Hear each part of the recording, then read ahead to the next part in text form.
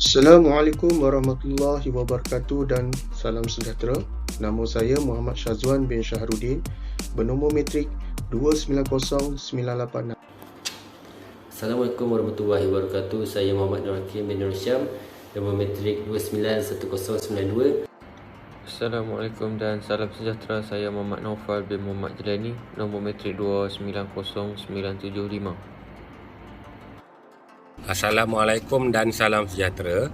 Saya Tuan Ahmad Zainal bin Tuan Ismail, nombor matrik 291037. Pengenalan komunikasi. Komunikasi adalah maklumat dan mesej yang disampaikan daripada satu pihak kepada pihak lain untuk mempengaruhi tingkah laku penerima. Beberapa ahli akademik telah membuat kesimpulan bahawa komunikasi adalah penting untuk kelangsungan hidup manusia. Tidak ada cara untuk mempunyai komuniti yang kuat tanpa komunikasi yang kuat. Komunikasi adalah keperluan asas yang setanding dengan keperluan rezeki, keselamatan dan pakaian. Orang dalam komuniti biasanya bercakap dengan rakan dan jiran mereka serta orang lain di luar lingkungan sosial terdekat mereka. Perkongsian dan penyelarasan maklumat adalah komponen biasa dalam proses ini. Oleh itu, sukar untuk membina komuniti tanpa komunikasi, tetapi juga mustahil untuk manusia membangunkan komunikasi tanpa komuniti.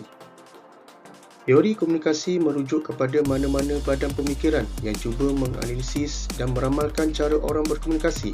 Teori penyataan dan komunikasi telah bersatu untuk menghasilkan tanggapan atau prosedur penyelidikan yang bermanfaat. Teori komunikasi ialah penyataan dengan konsep yang membantu dalam menjelaskan dan menilai fenomena dan ramalan sama ada secara keseluruhan atau sebahagian. Teori komunikasi boleh membantu seseorang menjadi lebih mudah menyesuaikan diri, bertolak ansur, terbuka dan terkini dalam pengetahuan mereka tentang bidang tersebut. Evolusi pesat teknologi komunikasi telah mendorong anjakan dalam paradigma teori komunikasi. Idea komunikasi tertentu telah menjadi lapuk kerana kemajuan dalam teknologi komunikasi. Mempunyai pemahaman yang kukuh mengenainya akan menjadikan kita lebih produktif dan fleksibel dalam menghadapi keadaan yang berubah-ubah dan senario yang rumit.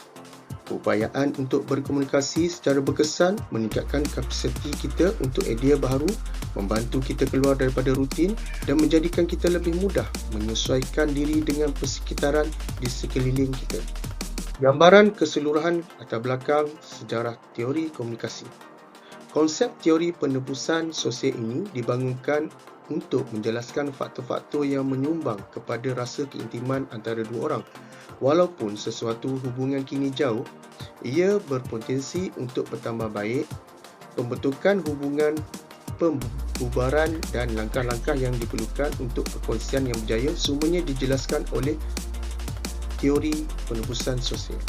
Dalam situasi ini, pendedahan diri boleh membantu diri seseorang untuk berkembang bergantung kepada beberapa perkara. Keadaannya mungkin berbeza-beza kerana faktor seperti ganjaran kepada faedah, kepuasan, kebolehpercayaan dan pendedahan diri ditarifkan oleh keupayaan untuk mendapatkan maklum balas daripada penerima.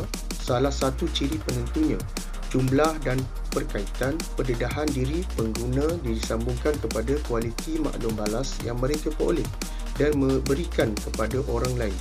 Pendedahan diri boleh menjadikan sangat mencerahkan atau mengecewakan bergantung pada pendengar dan penyampai. Menurut teori penebusan sosial, orang secara beransur-ansur mendedahkan lebih banyak tentang diri mereka kepada suatu sama lain apabila hubungan mereka semakin mengenal seseorang dengan baik secara fisiologi membolehkan seseorang menggunakan komunikasi interpersonal untuk menerangkan tingkah laku mereka atau membuat ramalan tentang tingkah laku mereka. Interaksi sosial individu mungkin mewujudkan idea bahawa mereka menggunakan data sosiologi untuk menjangka prestasi masa depan individu dalam kedudukan tertentu. Tahap penebusan sosial boleh disamakan dengan kedalaman dan keluasan rangkaian seseorang.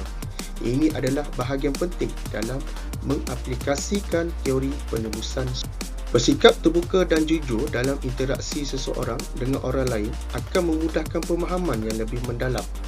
Ini berlaku contohnya apabila kita berkongsi maklumat tentang diri kita yang membolehkan orang ramai menghargai kita tentang siapa kita sebenarnya sebagai individu. Pendedahan diri ialah jalan dua hala yang dibina atas kepercayaan dan ia hanya boleh berlaku selepas satu pihak mengiktiraf kebolehpercayaan pihak lain untuk melindungi diri daripada bahaya. Berdasarkan tahap kebiasaan dan keyakinan seseorang terhadap orang lain, teori penebusan sosial meramalkan bahawa kedalaman sesuatu hubungan akan meningkatkan mengikut peredaran masa. Ini adalah disebabkan sifat intim topik yang dibincangkan adalah lebih mudah untuk membina hubungan rapat dengan orang lain jika seseorang itu menjaga itu. Konsep komponen pengubah utama teori. Idea utama teori penembusan sosial ialah apabila orang berasa lebih selesa berkongsi maklumat diri mereka, maka hubungan akan bertambah baik. Analogi bawang adalah yang paling terkenal atau yang sering digunakan apabila cuba menggambarkan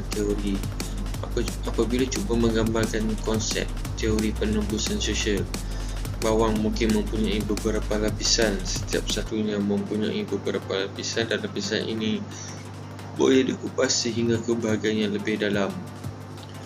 Semakin dalam lapisan bawang yang dikupas, maka semakin dalam kita mengenali seseorang itu. Menurut teori penembusan sosial, apabila lapisan yang mengelilingi lapis teras bawang itu telah dicapai, kadar penembusan mula perlahan. Depenetrasi ialah proses menipiskan sambungan satu lapisan pada satu masa. Apabila depenetrasi berlaku, bilangan pertukaran terkumpul berkurangan kerana secara semula jadi orang akan berundur dari tempat yang kurang mesra. Apabila hubungan itu mula perlahan dan berkurangan, hal ini akan mengambil masa untuk kembali rapat dan erat. Andaian idea teori. Terdapat 4 andaian teori penembusan sosial. Peringkat pertama adalah peralihan dari peringkat permukaan kepada peringkat intim. Apabila bertemu dengan seseorang yang baru adalah perkara biasa bagi mereka untuk menumpukan perhatian terutamanya kepada mempersembahkan penampilan luaran mereka. Isu yang lebih kompleks dan kadang-kadang menjadi perbalahan seperti kepercayaan politik dibincangkan apabila pasangan menjadi lebih rapat. Andaian kedua ialah terdapat corak bagaimana orang menjadi dekat antara satu sama lain. Apabila andaian kedua ini diterima, ini menunjukkan bahawa hubungan rapat semakin akan terbentuk. Andaian ketiga ialah apabila pertumbuhan yang terbalik dalam perhubungan yang boleh membawa kepada pencerobohan dan kerosakan. Sebagai contoh, bila berlaku pertengkaran antara pasangan yang berniat untuk berkahwin tetapi berlaku pertengkaran yang berkemungkinan membawa kepada perpisahan dan menjadi orang asing.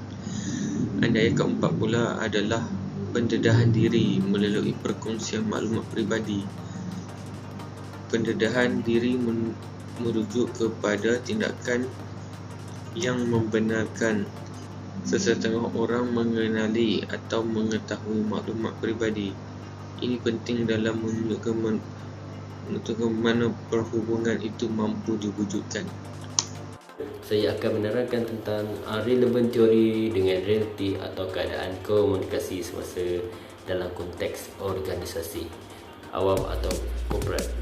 So, yang pertama, teori ini adalah untuk menunjukkan cara tetapan seperti hari ini mungkin mendapat manfaat daripada teori penembusan sosial dalam memupuk hubungan interpersonal.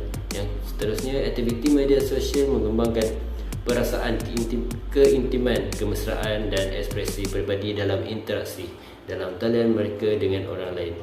Idea ini menggambarkan bagaimana orang ramai boleh meningkatkan peluang mereka untuk memulakan atau memperbaiki hubungan sosial dengan menggunakan perkhidmatan media sosial sebagai medium komunikasi.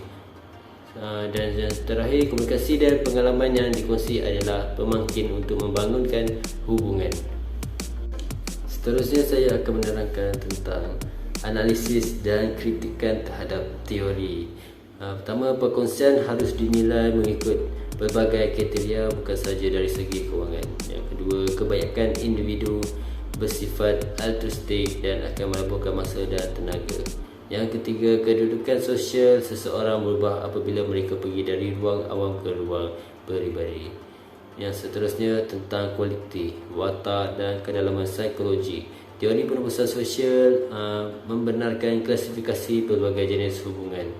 Yang seterusnya dan yang terakhir, apabila seseorang mengembangkan wataknya semakin sukar untuk mendedahkan fikiran dan perasaan kepada dunia kerana bagi sulit lebih terjaga dan membiarkannya keluar mungkin berbahaya.